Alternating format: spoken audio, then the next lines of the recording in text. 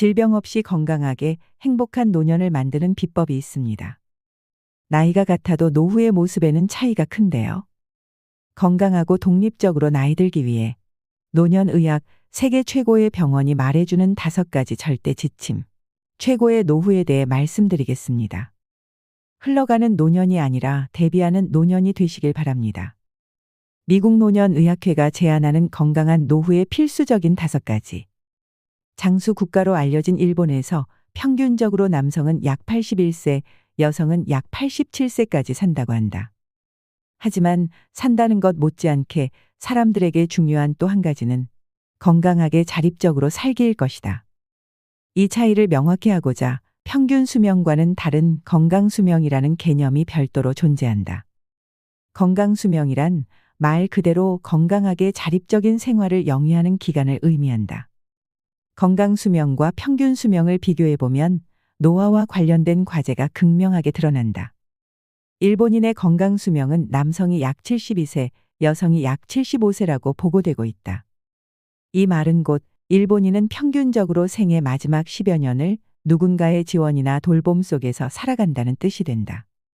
비록 현실은 그렇지만 할 수만 있다면 누구나 생이 끝나는 그날까지 다른 사람의 손을 빌리지 않고 살다가 가기를 바라지 않을까. 놀라운 것은 그게 불가능한 일이 아니라는 사실이다. 실제로 죽기 전까지 건강하게 독립적인 삶을 유지하며 살다가 가는 사람이 있다. 그렇다면 남은 마지막 10년까지도 건강하게 자립해 살려면 어떻게 해야 할까? 고려해야 할 사항이 몇 가지 있는데 이것을 5가지 개념으로 정리한 것이 오해입니다. 한 살이라도 젊을 때부터 몸과 마음을 다스리고 생활 습관을 바로잡아야 한다. 이러한 노력은 무엇과도 바꿀 수 없는 건강하고 행복한 노후로 이어진다. 그러면 OM이란 구체적으로 무엇을 말하는 것인지 하나씩 알아보자. 첫 번째 요소. 몸. 노후에 꼭 필요한 것 중 하나는 가동성이나 이동성으로 바꿔 말할 수 있다. 신체의 기능, 즉 몸을 어느 정도 움직일 수 있는가를 의미한다. 젊어서는 아무런 도움 없이 자유롭게 활동하던 사람도 나이가 들면 지팡이나 보행기가 필요한 순간이 온다. 휠체어 생활을 하거나 몸져 눕는 사람도 있다. 언뜻 보기에 걷기 능력에 문제가 없어 보이는 사람에게도 낙상 위험이 증가한다. 한 번의 낙상 사고로 심각한 골절이 생기면 한순간에 활동 능력이 떨어질 수 있다. 늙어서 잘 걷고 움직이려면 젊을 때부터 부지런히 몸을 돌봐야 한다. 신체 기능에 맞는 보조기구를 활용하거나 낙상을 예방하기 위한 노력도 필요하다. 두 번째 요소. 마음. 노후에 꼭 필요한 마인드는 마음이나 지성을 의미하며 동시에 기분이나 인지기능, 정신상태 등을 가리킨다. 나이 들어 건강한 노후를 보내려면 마음 건강에도 주목해야 한다. 치매나 우울증은 고령자에게 자주 문제가 되는 질환이다. 아무리 몸이 건강해도 뇌나 마음이 건강하지 않으면 결국 몸 상태가 나빠져 다른 사람의 도움이 필요하게 된다. 또한 우울증이 인지기능을 떨어뜨리거나 치매가 우울증을 초래하는 등 서로 영향을 주고받기 때문에 더 주의할 필요가 있다. 고령자는 다른 세대보다 자살률이 높다는 특징이 있다. 신체 건강만이 아니라 뇌와 마음의 건강에 대해서도 관심 있게 지켜보고 현재 상태를 정확히 파악해 문제를 예방해야 한다. 세 번째 요소. 약. 노후에 꼭 필요한 또 한 가지는 약을 가리킨다. 나이가 들면 몸이 늙기 때문에 자연히 없던 병이 하나둘 생긴다. 그러다 보면 약이 점점 늘어 다량의 약을 먹게 된다. 하루에 복용하는 약의 수가 매우 많은 상태를 다약제 복용이라고 한다. 약이나 질환의 성격상 어쩔 수 없이 오랫동안 약을 먹어야 할 때도 있고 먹는 편이 좋은 약도 분명히 있다. 하지만 한편으론 그만둘 수 있는 약이나 그만두는 편이 좋은 약이 있는데 의사나 환자가 이를 인지하지 못해 계속 복용하게 되는 경우가 적지 않다. 고령이 되면 이렇게 다약제 복용이 만연하게 된다. 나이가 들면 약과의 현명한 동행이 필요하다. 네 번째 요소. 예방.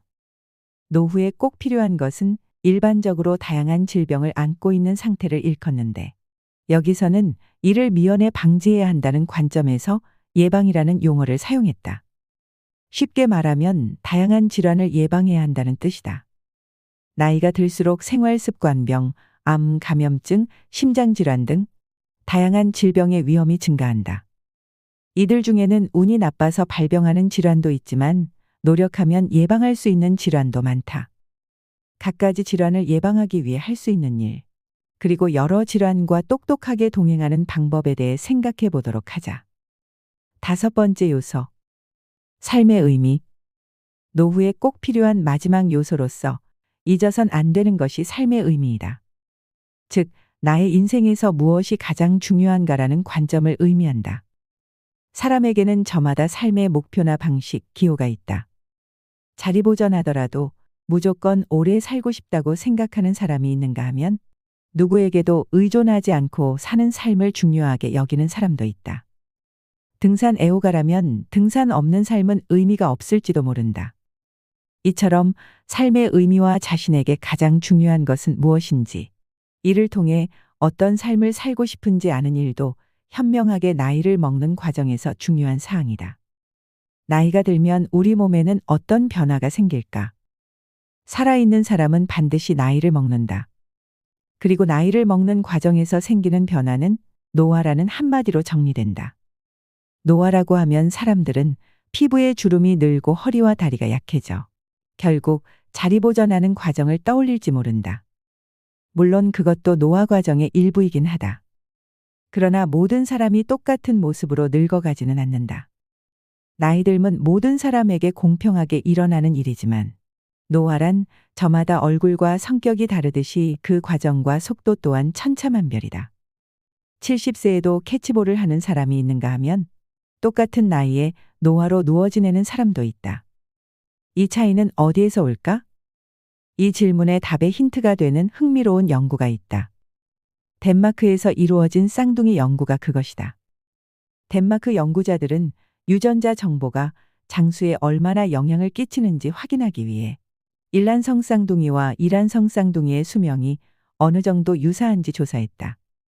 연구 결과에 따르면 60세 미만 시점에서는 유전자와 수명은 거의 상관관계를 보이지 않았지만 60세 이후에는 일란성 쌍둥이 간의 수명이 점차 가까워지는 양상을 보였다고 한다. 한쪽 쌍둥이의 수명이 1세 증가할 때마다 이란성 쌍둥이의 나머지 한쪽은 평균 0.21세 증가했으나 일란성 쌍둥이의 나머지 한쪽은 평균 0.39세 증가했다. 나이가 90세나 100세에 가까워질수록 유전자의 영향이 더 농후해져서 일란성과 이란성 모두 수명이 한층 근접한다는 사실도 알게 되었다. 이러한 사실을 근거로 유전자 정보는 수명에 영향을 끼친다고 판단할 수 있다. 계산 결과에 따르면 수명을 결정하는 요인의 25% 정도가 부모에게 물려받은 유전자 정보에 의해 좌우된다고 한다. 25%가 유전자 정보로 결정된다면 이 부분은 어쩔 수 없지만 역으로 나머지 75%는 자기 노력으로 어찌해 볼 수 있다는 뜻이 된다. 따라서 어떤 식으로 사느냐는 미래의 자신에게 아주 중요한 문제라고 할 수 있다. 노화를 이해할 때 또 하나 알아두어야 할 용어가 있다. 바로 노쇠다. 노쇠란 노화와 관련한 생리적인 쇠퇴를 의미한다. 노쇠 평가는 나이라는 숫자보다 더 정확하게 앞으로 생길 신체 기능의 악화나 사망률을 예측한다고 알려져 있다. 나이는 같은 70세라고 해도 신체 기능이나 사망률에서 각기 다른 모습을 보일 수 있으나 노쇠는 등급이 같으면 사망률도 비슷해진다는 뜻이다. 과거에는 의료 현장에서 환자분은 나이가 80세라 수술은 힘듭니다처럼 마치 나이로 치료법이 결정되는 듯한 설명이 주를 이루었다. 하지만 이런 치료는 잘못되었다. 앞에서 지적한 것처럼 노화는 천차만별이기 때문이다. 같은 80세라 해도 흡사 30대나 40대처럼 팔다리가 튼튼해 활발히 활동하는 사람이 있는가 하면 반대로 누워 지내는 사람이 있다. 두 사람에게 단지 나이가 같다는 이유로 동일한 치료법을 쓴다면 쉽게 납득이 가겠는가. 따라서 지금은 나이로만 판단하지 않고 정밀한 노쇠 평가를 병행하여 치료법을 결정하는 방식이 늘고 있다. 일반적으로 체중 감소, 잦은 피로감, 보행 속도 감소, 만성질환 여부, 신체활동 감소 등 5가지 항목에서 3가지 이상 문제가 있다고 평가되면 노쇠라고 볼 수 있다. 한편 노쇠가 있으면 질병에 취약하고 치료 시 합병증 위험이 커진다고 한다. 하지만 안타깝게도 65세 이상의 약 10%가 노쇠 상태이고 약 40%가 예비군인 전노쇠 상태라고 한다. 이렇게 많은 사람이 노쇠를 앓고 있으며 위험에 노출되어 있다. 그렇다고 나쁜 소식만 있는 것은 아니다. 노쇠는 예방할 수 있기 때문이다. 건강한 노후를 만드는 생활 습관의 점검. 나이가 들면 몸 여기저기에 통증이 생기거나 신체 일부를 뜻대로 움직이지 못하게 될 가능성이 크다. 실제로 65세 이상 약 10명 중 1명이 휠체어를 타거나 누워 지낸다고 알려져 있다. 또 자유롭지 못한 움직임은 낙상 위험을 증가시킨다. 더욱이 한번 넘어졌던 사람은 또다시 넘어지기 쉬워서 걷기 자체를 두려워하게 된다. 불안감 때문에 걷는 빈도가 줄어들면 심한 근력 저하가 생기게 되고 그 결과 점점 더 자주 넘어지는 악순환의 고리에 빠져들게 된다. 그래서 이런 상황이 벌어지기 전에 미리 예방하는 일이 중요하다. 나이 들어서도 잘 걷고 움직이는 것은 모든 자립생활의 근간이 된다. 이를 위해서는 시력이나 균형 감각, 근력, 발 건강처럼 머리부터 발끝까지 골고루 자기 몸을 돌아볼 필요가 있다. 또한 내가 살고 있는 집안 환경도 점검해 보아야 한다. 수명이 길어도 좀처럼 새로워지지 않는 근육세포. 전 세계적으로 고령 인구가 늘고 있는 요즘, 특별히 강조되고 있는 건강 키워드가 바로 근육이다. 근육을 지키는 일은 노후의 생명 유지와 직결되어 있기 때문이다. 그래서 요즘은 고령자에게도 근육 운동을 적극 권장한다. 근육량 감소는 50세 무렵부터 본격적으로 시작된다. 그 원인은 나이가 들면 근육 사용에 따른 자극 반응이 감소하면서 근섬유를 만들어내는 활동이 둔화하기 때문이다. 여기에 더해 근육 내 혈류의 악화, 근육 성장을 돕는 성장 호르몬이나 성호르몬 분비량의 변화, 근육세포에 관련된 신경의 역할 변화도 감소 원인으로 꼽힌다. 근육은 아무런 노력을 하지 않으면 생리적으로 나이와 함께 자연히 감소하고 그 결과 사람의 건강에 해를 입힌다. 연령이 증가하면서 근육량이 감소하고 근력이 저하되는 현상을 근감소증이라고 한다. 근감소증은 독립된 사망 위험인자로 알려져 있으며 해외 조사에 따르면 80세 이상은 50% 남짓에서 나타난다고 한다. 근감소증을 직접 치료할 수 있는 약제는 아직 개발되지 않은 상태로 오직 신체 활동과 운동, 적절한 단백질 섭취만이 유일한 해결책으로 알려져 있다. 근육의 노화 현상은 나이가 들면 누구에게나 반드시 나타난다. 여러 연구에 따르면 평생에 걸쳐 감소하는 근육량의 평균치는 남성이 1년에 0.74%, 여성이 1년에 0.37%라고 한다. 1년 동안 감소하는 비율치고는 적다고 생각할지 모르지만 중요한 것은 근육량이 확실히 감소한다는 사실이다. 75세 이상으로 대상 폭을 좁히면 1년에 남성은 0.8에서 0.98%, 여성은 0.64에서 0.7%의 근육량이 감소하고 고령일수록 감소폭은 더 커진다. 이런 상황에서 몸까지 움직이지 않으면 어떻게 될까? 부상이나 질병으로 10일간 누워 지내면 단 10일 만에 근육량이 무려 평균 1kg이나 감소한다는 데이터가 있다. 일반적인 남성의 근육량이 대략 20kg이라고 하면 단 10일 만에 5%의 근육량을 잃게 된다는 뜻이다. 근육은 몸을 움직이지 않으면 그만큼 빨리 소실된다.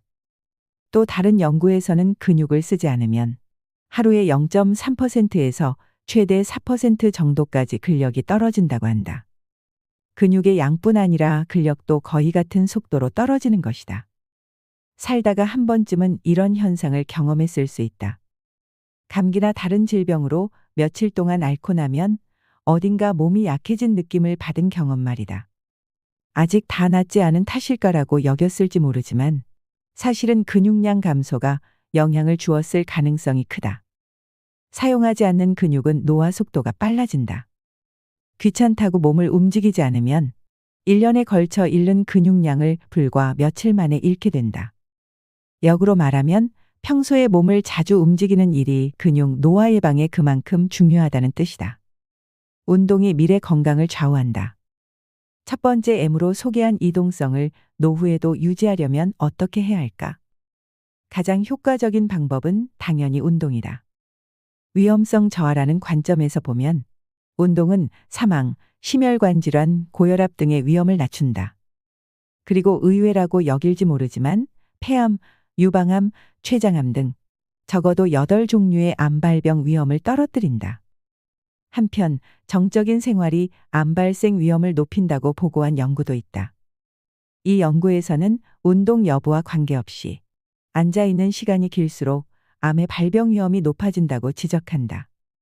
또한 운동은 발병 위험을 낮출 뿐 아니라 신체 기능을 비롯해 인지 기능, 생활의 질, 수면의 질을 개선해주는 효과도 있다.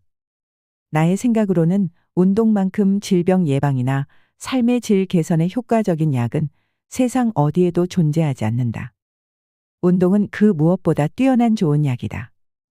영국에서 이루어진 이 연구는 40세 이상 약 6만 3천 명을 대상으로 전혀 운동하지 않는 사람, 일주일에 150분 미만으로 하는 사람, 주말에만 합계 150분 정도 하는 사람, 일주일에 3회 이상 합계 150분 넘게 하는 사람으로 나누어 조사했다.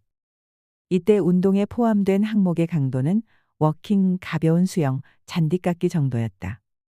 연구 결과에 따르면 운동을 전혀 하지 않는 사람을 기준으로 했을 때 일주일에 150분 미만으로 하는 사람과 주말에만 하는 사람의 사망 위험이 약 60에서 70% 감소했다고 한다.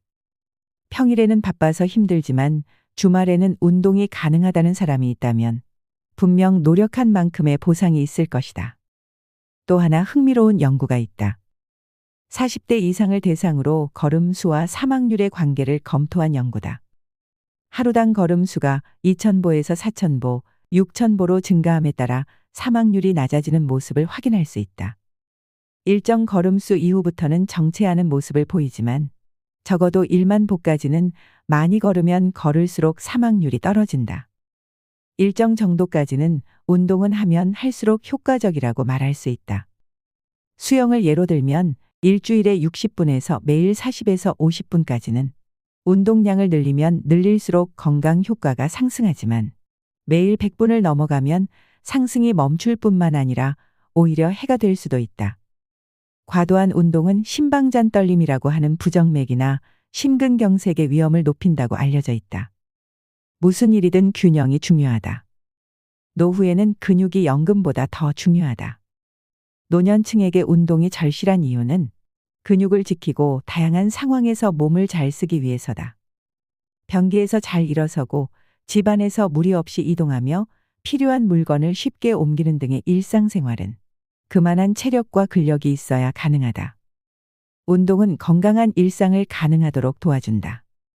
운동의 강도보다는 꾸준함이 중요하다. 적절한 강도와 방식을 찾아 꾸준히 함으로써 근감소증을 예방해야 한다. 1990년 미국 의사협회 저널에 90세 노인들의 고강도 근육 훈련이라는 논문이 발표된 이후 고령자도 근육 운동을 하면 효과가 좋다는 연구 결과가 이어지고 있다. 당시 90세를 넘긴 남녀 9명을 대상으로 8주간 강도 높은 근력 훈련을 시켰더니 근력이 좋아지고 걸음걸이도 향상된 것이다. 운동을 통해 근육을 잘 지키면 최소 10년은 젊게 사는 셈이 된다. 노쇠 예방을 위해선 근력 운동과 균형 운동을 병행하는 게 바람직하다.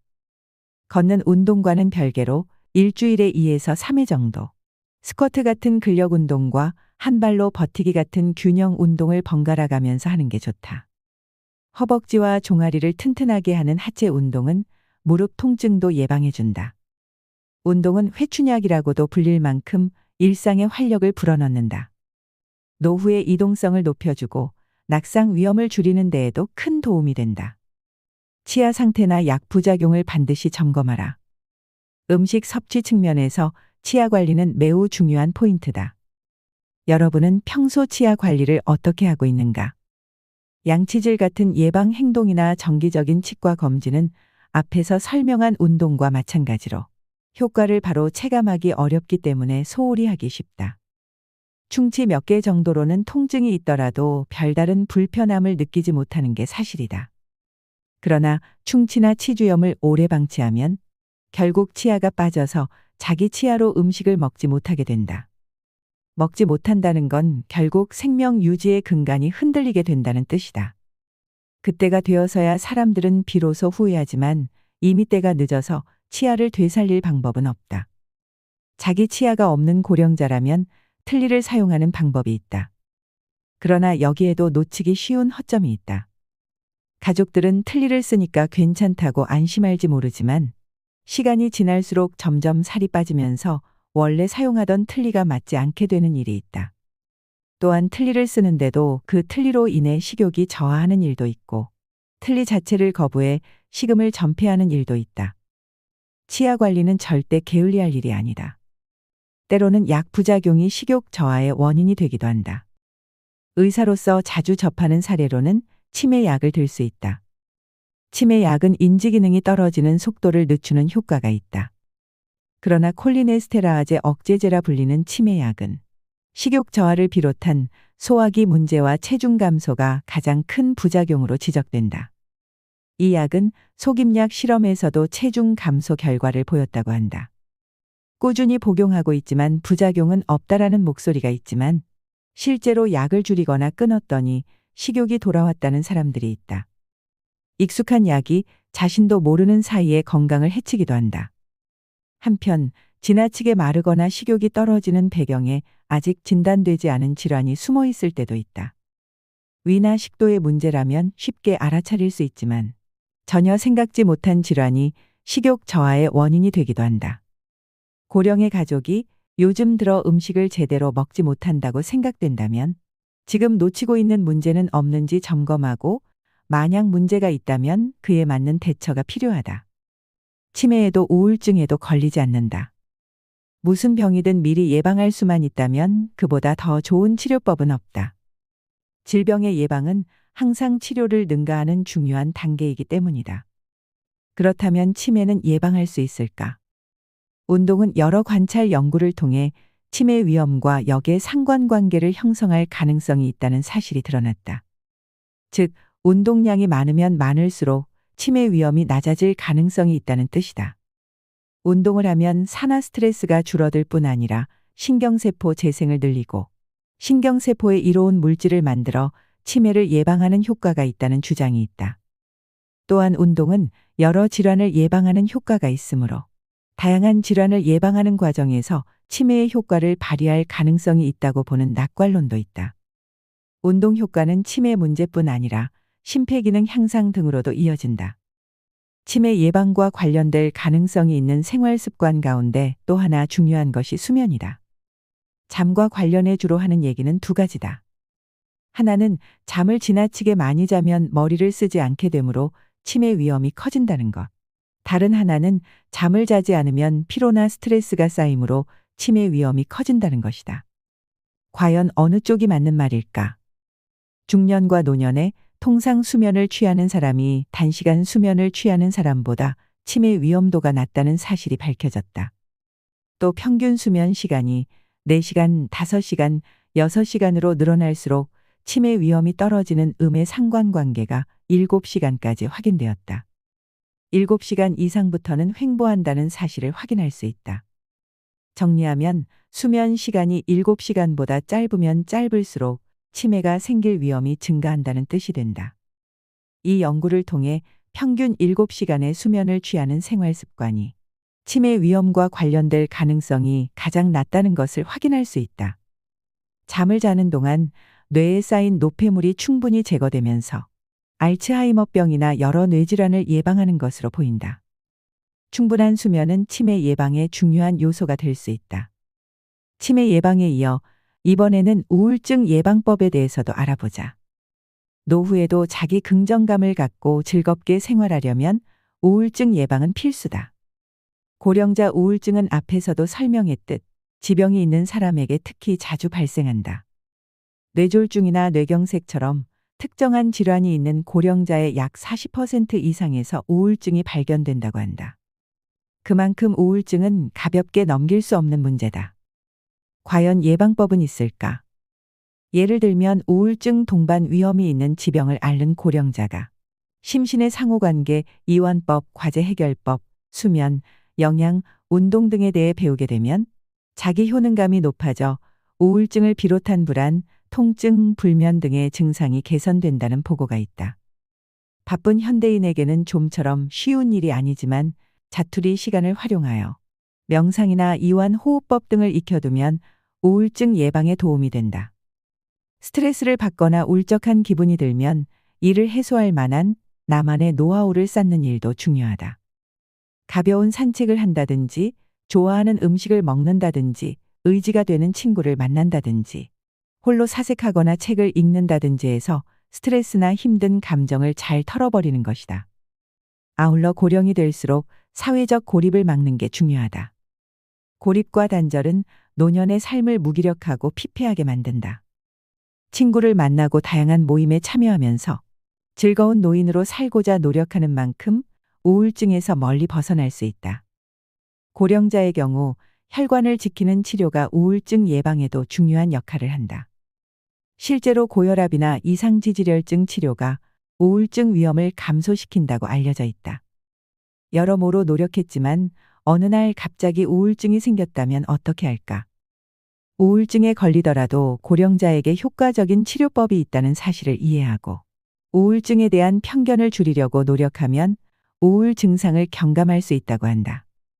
실제로 항우울제 복용이나 심리치료는 고령자 우울증에 효과적이라고 알려져 있다. 이러한 사실을 알고 있으면 병이 생겼을 때 안도감을 느낄 수 있을 것이다. 자신만의 이완법을 만들거나 생활습관병을 치료하는 일은 나이 들고 나서 시작하면 된다고 생각해서는 안 된다. 아직 젊다고 방심하지 말고 젊어서부터 착실하게 나만의 건강 자산을 쌓아가도록 하자. 건강하게 오래 사는 사람들은 무얼 먹고 마실까? 질병을 예방하는 식사법으로 잘 알려진 것에는 대시식단과 지중해식 식단이 있다. 이 중 지중해식 식단은 치매 예방에 도움이 되는 식사로서 소개하기도 했는데 다른 질병에는 어떤 예방 효과가 있는지 함께 알아보자. 먼저 대시식단은 과일과 채소, 통곡물, 견과류, 저지방 유제품을 섭취하고 염분과 붉은 고기, 단 음식을 삼가며 일일 지방 섭취량을 25% 미만으로 제한하는 식사법이다. 중요한 포인트는 저염, 저당, 저지방으로 식이섬유를 비롯해 칼륨이나 칼슘, 마그네슘 등이 풍부한 음식들로 구성되어 있다. 이 식사법은 미국 국립보건원에서 고혈압 환자를 위해 개발했으며 다양한 언론 매체를 통해 최고의 식단으로 선정되기도 했다. 미국 뇌과학회지에 따르면 이 식단을 꾸준히 수행한 중년 여성의 경우 관상동맥 질환 및 뇌졸중 위험이 감소했다고 한다. 대시식단은 따라하기 쉽고 영양 밸런스가 높으며 체중 감량 효과도 뛰어난 것으로 알려져 있다. 당뇨병과 심장병을 예방해 준다는 점에서도 극찬을 받고 있다. 지중해식 식단의 특징은 신선한 해산물과 채소를 즐겨 먹는다는 점이다. 채소 섭취량을 늘리면서 올리브유, 견과류, 생선 등으로 건강한 지방과 단백질을 보충하는 식사법이라 할 수 있다.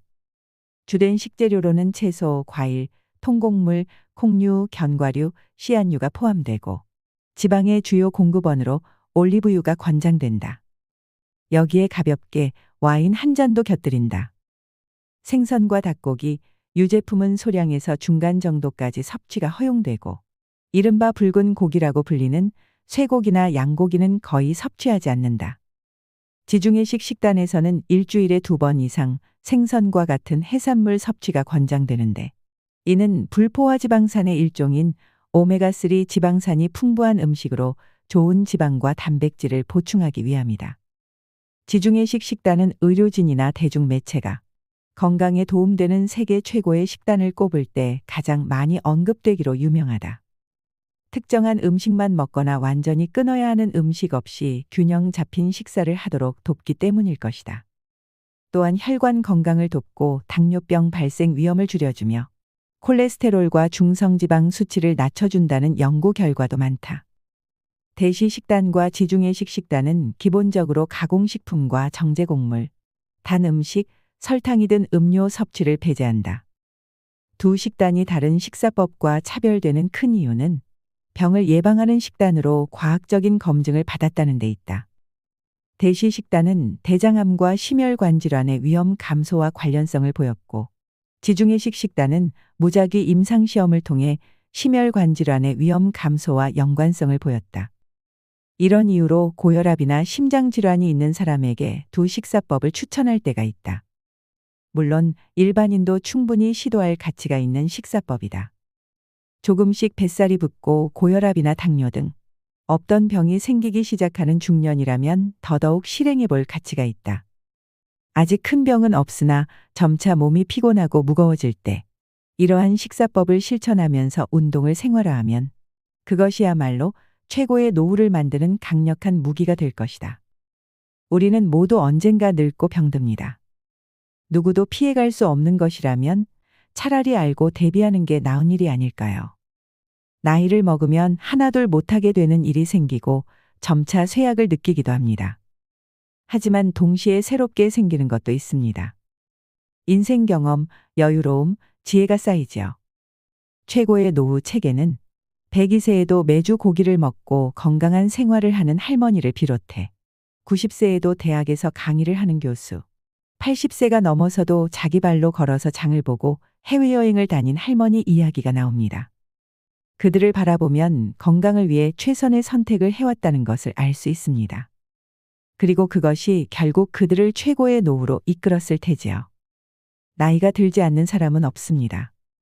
나이를 먹는 것은 살아간다는 뜻입니다. 나이 들기를 부정하는 것은 살아가기를 부정하는 것과 같습니다. 그러므로 나이 때문에 혹은 아직 젊으니까 같은 말에 자신의 사고가 멈추어 버리는 것을 경계해야 합니다. 나이에 대한 선입견을 버리고 나이와 상관없는 자신만의 것, 자신만의 삶에 눈 떠야 합니다. 그러면 이제까지 보이지 않았던 또 다른 삶의 가치를 발견할 수 있을 것입니다. 이것이야말로 노화를 예방하고 행복한 노후를 만드는 비결이 아닐까요? 이상으로 시니어에 대한 모든 것, 시니어 연구소였습니다.